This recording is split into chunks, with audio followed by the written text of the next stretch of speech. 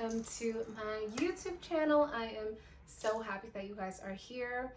I left you guys on a cliffhanger in my latest post. I was talking a little bit about my testimony and what got me to the point where I realized I needed God to transform me. We are going to be talking about transformation a lot on this channel. And part of my journey is what got me started to just say, God, I need you. I desperately need you. So just to fill you guys in who didn't read my post, I have been a makeup artist for many years, going on about almost 10 years now. Yeah, like a little over 9 years I've been doing makeup professionally. And I would have never thought, let's just say that I would have never thought that it would have been me to start doing makeup. Like, I was so tomboyish, like you guys have no idea. I know there's a lot of girls and a lot of women I run into and they're like, I was a tomboy too. And I'm like, no, I detested pink dresses. My mom used to be like, throw on some earbobs. And I'm like, what are those? Like, so funny. Now I love crazy, huge earrings. Like, that's a whole nother story. These earrings are a whole nother story in and of itself, but I'll share that for another video. But yeah, you know, I got into makeup. I got into it for the reasons of I'm a creative. When I started realizing that you can transform people's face with makeup, that was like mind-blowing to me. I already was painting and drawing and things like that. I've always been an artist. So getting into the industry, I was able to express myself in a way that I never had before. And discovering femininity also was a game changer. So the two and two, so both went hand in hand. And I found myself as a makeup artist. And it was a great journey, honestly. I was a go-getter. I am a go-getter. Anybody who knows me knows that once I have my mind set on something, I already listed in my notes on my phone the night before, week before sometimes, how to get there from A to Z. I'm a detail-oriented person, so reaching my goals and things like that, you can't stop me. You can't stop me, especially if I have a plan.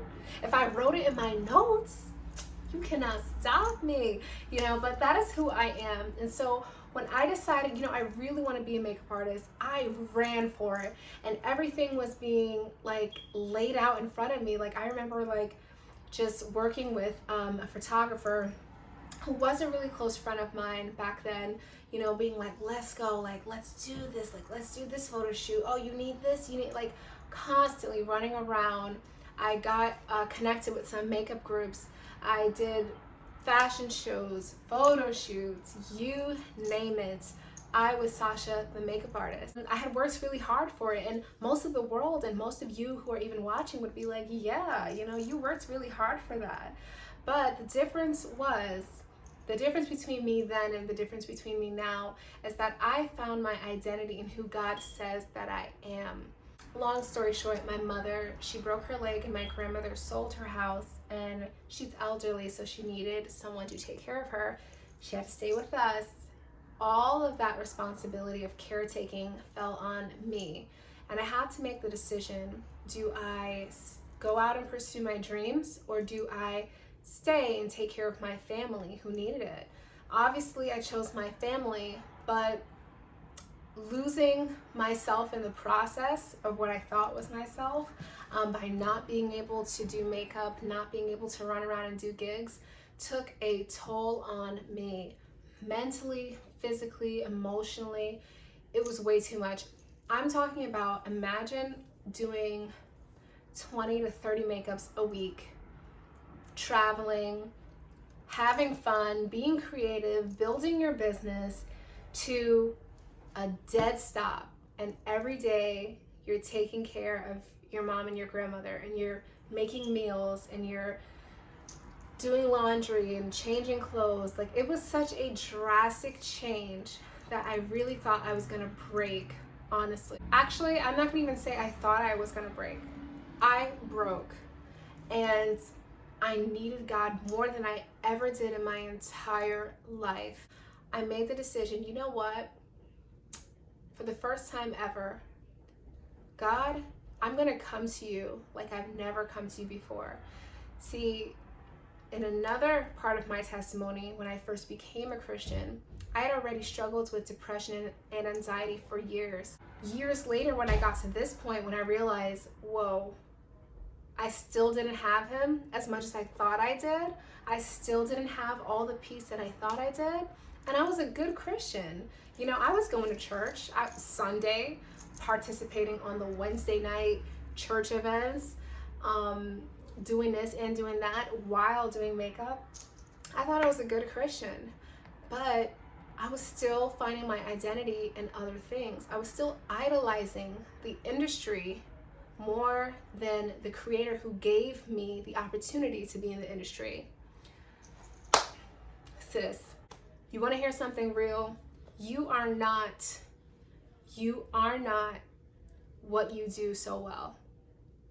I don't care how well you do it. That is not who you are. You are who God has said that you are.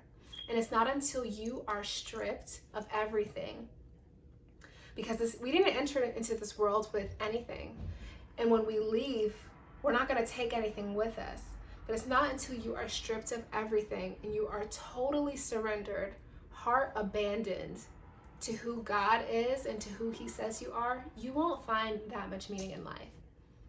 There's a reason why there are celebrities who are out there, they're living their best life, they have all the money that you can't even imagine being in your own bank account. They have the cars, they have the clothes, they have the friends, and they still feel like they have nothing, because your identity is found in who God says you are. If you want to find your identity, if you want to know who you are, you got to look in the book. It's not until you read the book that God wrote, having you in mind, and you realize not only who he is, but what he has to say about you, that's when you're going to find what your identity is. That's when you're going to realize that you were created for a purpose far bigger than your mind can conceive. After I got reduced down to nothing, I ran to God. I ran to the Word. I remember laying on the floor, prostrate, like my face smushed into the ground, totally surrendered, because I had to totally surrender my life. I felt like, God, this is it. This is it. Because I don't know who I am. Who am I to you? When I got to that point, my face was on the ground, and I was literally not crying, wailing for hours, wailing on the floor because I felt lost, because I felt confused. God said, okay, are you done? You can get up now, and I want you to spend some time with me. I got on this journey of rediscovering intimacy with God, rediscovering what it means to live for him and not for myself. You know, some of you guys are watching this, and you may have been where I was. Everything is going great. I mean, even in the midst of COVID, you still got your plan, you're still doing your morning routines, and you're still networking, and you're still doing business. But what if, and I pose the question, what if it was to all be taken away from you? Who are you then? Are you who God says you are? Or are you what you've made yourself to be? Are you everything that everyone has told you you are? And if that's the case, if you realize, I actually wouldn't know what God said about me, I actually wouldn't know what to think of myself if I was ever in a position like that, then I encourage you to get this and grasp it with both hands. Breathe it in and let it become a part of you. You live for Christ alone. For we were crucified with Christ, that we no longer live, but Christ lives within us. The life that we live it by faith through the Son of God who has loved us and gave himself for us. Galatians 2:20. You have been crucified with Christ. If you are still in a place where you don't know who you are, you're going to soon realize that you are nothing. Because if there's anybody who would like to see your destruction like that, it's the enemy, who knows who you are. And as long as he can keep you blinded, and as long as he can keep you deaf, and as long as he can keep you numb to everything that God has said you are, you will never fulfill your full potential. We always talk in the Christian community about filling our full potential, about God doing something in us, and then, yeah, this means go out and now build that business, write that book, do what you're supposed to be doing. Those things are great, but those things are the result of first allowing God to come in and you surrendering your entire life to him. He has to be all you need. He has to be all you want. And when I got on that journey, I'm talking about day in and day out, I was praying, I was surrendered. There was no trace of the old Sasha back then. I had to get rid of her. Because first of all, I didn't like her to begin with. Secondly, I didn't know who I was. I didn't know what God had said. So I ran to him so that he can tell me who I was. And who I was is fearfully and wonderfully made. Who I was as a person, a beautiful creation in his eyes, that he traded the nations and the galaxies just to have me back. Who I was is daughter of the King. Who I was a chosen generation, a royal priesthood. Everything that I have read in the book that pertains to who God says we are, I have grasped it in a new way. People love to quote good scripture when they feel like it applies to good moments in their life, but what about when it doesn't apply? What if there isn't anything that is going good? What if it's just you? You know, part of my journey is after many years of experiencing God and many years of hearing him every now and then and experiencing the presence of God when I was in church, I grew really cold to it. And I grew cold to it because I saw the Christians that were around me, and they looked nothing like God.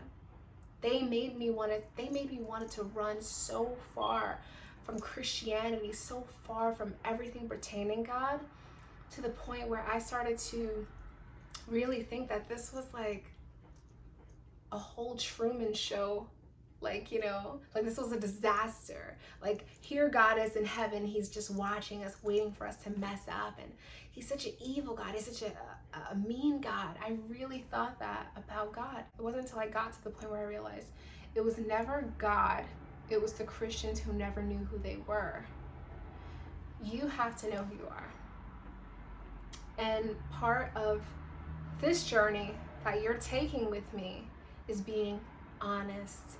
You have to be honest. If you want to grow, if you want to be totally rebuilt, you have to be wrecked, okay? You have to not be cute when you're in the middle of a service and your hands are up and you're like, God, you're so good. And you want to cry because you know that song is ministering to you, but can't let that tear fall. Just got my eyelashes done yesterday. It's not about being cute, boo. It's not about being cute. It's not about having a lot of friends. It's not about being accepted, because God will take those away from you too. That is another story of how God took everyone away. See, God took everything away here, but we'll get into another story of how he took everyone away. Who are you today? If you don't know who you are, I encourage you, be honest with yourself. Be vulnerable. Ask God, Lord, who am I? Because if your good job was taken away, if your good looks, your amazing friends, all your money was taken away, are you who God says you were? or are you what you've built for yourself? I want to ask you that question, and I want you to take this in. I want you to really take this in. If everything was to be taken away from me, who would I be? And if you don't know the answer to that, welcome to the channel, because we're going to be talking about a lot. We're going to be talking about that a lot. Welcome to the journey, because I pray that this pushes you into a prayer life and into a life of total surrender, to the point where you realize God is all you need. Thank you so much for joining me today. Please, if you haven't already, hit the bell and subscribe so you can get future uploads. We're talking about the journey, you guys. We're talking about being humble. We're talking about being authentically you and who God has called you to be. Love you. Have a great and wonderful day. And like Tabitha Brown said, if you don't have a great day, don't go messing up anybody else's. Bye.